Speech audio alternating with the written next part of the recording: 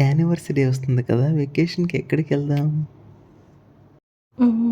Okay. ఒకటి select చేయి దీంట్లో. ఓకే. డన్. పంచే ఈ చల్లగాలి మళ్ళీ మళ్ళీ రాదే. నీతో ఉంటే ఏ హాయికైనా నాకేం లోటే లేదే. అదుగు ఆ మాటే అంటోంది పూటే సంతోషమంటే మనమేనని.